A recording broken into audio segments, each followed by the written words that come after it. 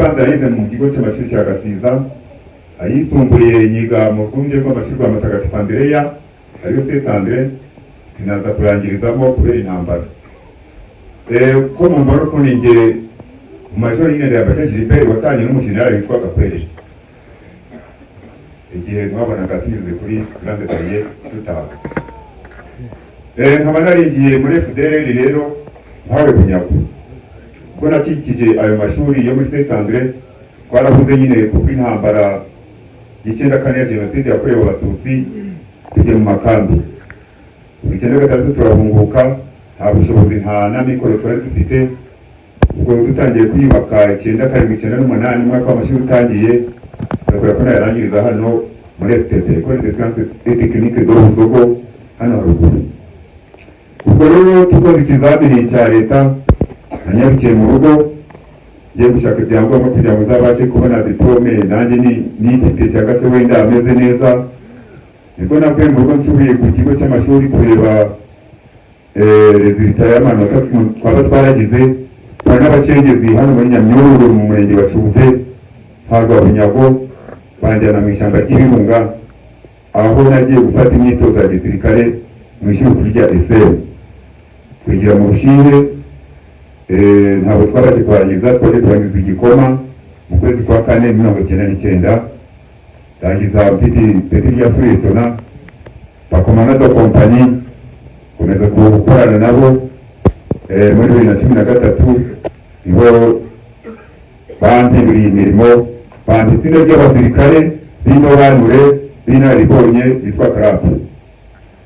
Ubwo gukora imirimo nyine ya gisirikare isanzwe, ariko mpagaze hari imbere yanyu kugira ngo mbasangize ibibi, ubugizi bwa nabi, iyicarubozo FDLR ikomeje gukorera abaturage b'abakobwa ku butaka bwa Kongo, cyane cyane aho yigaje gukorera muri Kivu y'Amajyaruguru na Kivu y'Amajyepfo.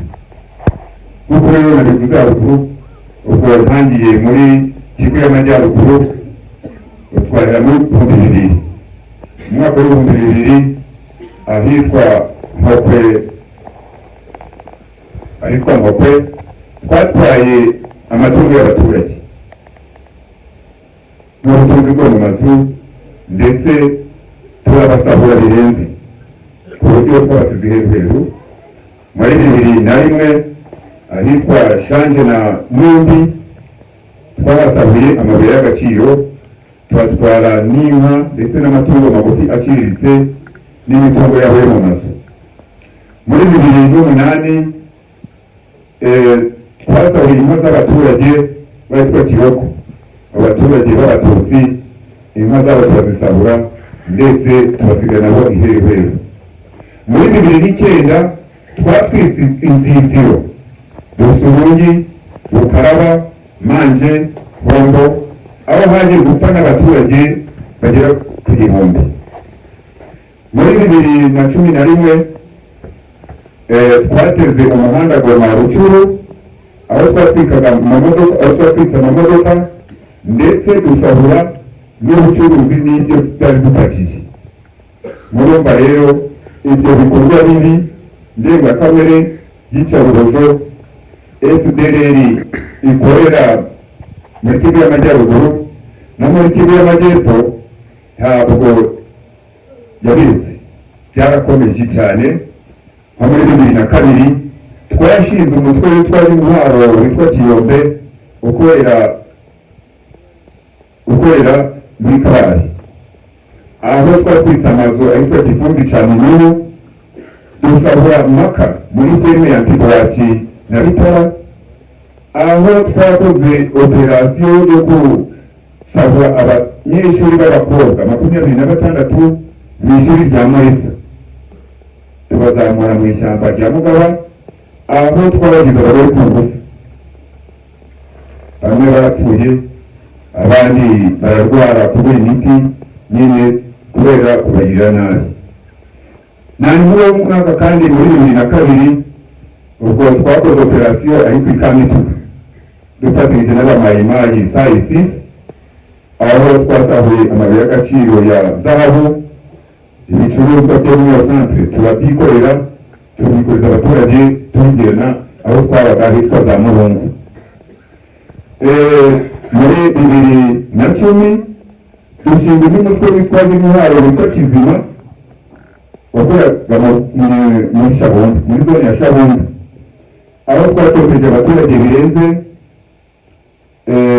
tubatwikisha amapito, tubanyaga ibyabo birimo za korota, amahoro ya za karibre, duhuze zinga inyamaswa, no kubasahura ibyabo byo mu mazu, no gufata abagore ku ngufu.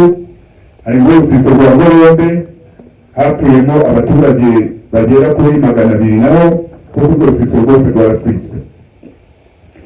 2012 twatoteje tunahihibanya ubwoko bw'Abanyamurenge, aho twabatwikiye inzisiro zabo Kitoga, Magunda na Muramvya, turamanuka tugera za Katogwe na za Bijombo na za Bijabo ndetse na za Uvira, n'amaka yabo arasahurwa, bamwe bahungira za Fizi, abandi baje hano mu Rwanda. Urukumva ko iryo ari ihohotera ndengakamere ku baturage bari ku butaka bwa Kongo. Muri 2013 twasahuye inka n'amabuye y'agaciro muri zone Mwenga, dutera amasantere ya za Kibugutwe, Ruyara n'ahandi za Kigogo. Muri uwo mwaka kandi nabwo twakoze isahura ry'inka muri zone Warungu, dusahura n'amasantere amwe ya Torindi, indi na Bwahungu.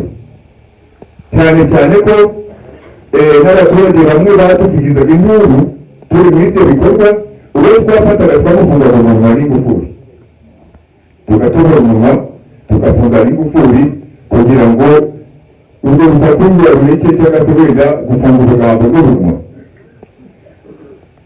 Ubwo iyo twabaga dufite amakuru ku bantu bafite amafaranga ntibayatange, twarebaga urubyiruko utwana dutoya tw'incuke tukadushyira mu mufuka, bamara kubishyira mu mufuka, kubera impuhwe za kibyeyi, umubyeyi iyo yamubona agatanga amafaranga kugira ngo tubare kure.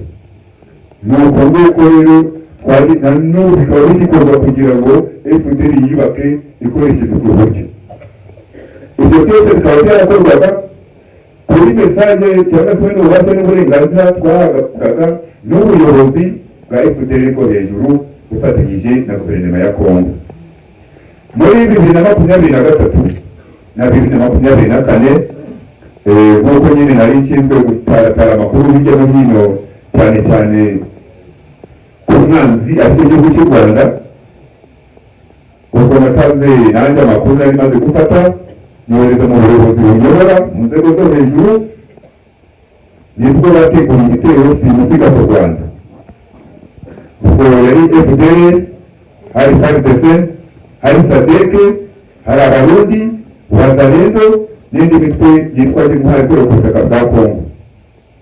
Ubwo amanama arakorwa, ibitero birategurwa, turaza. Ubwo tugeze mu nzira duhura n'ikindi gitero simusiga cyari kimaze gufata umujyi wa Goma cya M23. Ubwo rero M23 imaze kuburizamo icyo gitero, ubwo dusubiye inyuma twateraga ibisasu hano muri za Rubavu, ariho hapfuye abaturage b'inzirakarengane, bamwe barapfa abandi barakomereka. Ubwo dusubira inyuma bamwe basubiragira mu ishyamba rya Virunga no muri Kongo, kuko tuzi kuba mu mashyamba mo hagati, abandi bakaba bari igitabo giturage mo hagati, abandi mu kwishyira hirya no hino. Ubwo rero njyewe niko nabonye binyoreye, mbona kwirukanka imisozi hirya no hino, nibwo nishyize mu maboko ya M23. Maze kwishyira mu maboko ya M23 rero iramfasha nyakwa ubushobozi bwo kuba nataha, ibimfashamo rwose neza mu cyubahiro, ingeza ku mupaka, nshyikiriza ubuyobozi bw'igihugu, nabwo buranzana bongeza hano Imutoro. Aha Imutoro nkaba narahageze ndi umurwayi ukabije, umurwayi ukomeye cyane, nararembye. ko kuri iyo ndwara nari ndwaye yari ingengabitekerezo ya jenoside, aho ntiyumvaga n'umuntu, aho nari nsa nkaho meze nk'inyamaswa. Nahasanze abaganga rero bakomeye b'inzobere babyize baramvura bampa umuti. Hanyuma amasaha 6 cyangwa se wenda ikigo narongoye nahise numva ndakize. Abakimera rero iki kigo cya Mutobo na komisiyo ya demobilisation ishinzwe gusubiza mu buzima busanzwe, ishinzwe gucuri abasigaye ko basubiza mu buzima busanzwe, ingufu ishyiramo n'ubwenge iduha n'ibitekerezo itugira n'inama iduha. Uwo kunyuza hano wese avana ari mushya. Ni nk'uko uba uri hejuru y'umusozi wajya muri Yorodani, ibyawe byose bibi byose wakoze bigasigara muri y'amazi, ukazamukana ikanzu yera. Ubu rero cyane cyane nuko twigishijwe indangagaciro za Munyarwanda, ubu nkaba ndi Umunyarwanda ukomeye ubana n'Abanyarwanda neza mu bwisanzure, mu mutekano no mu mahoro.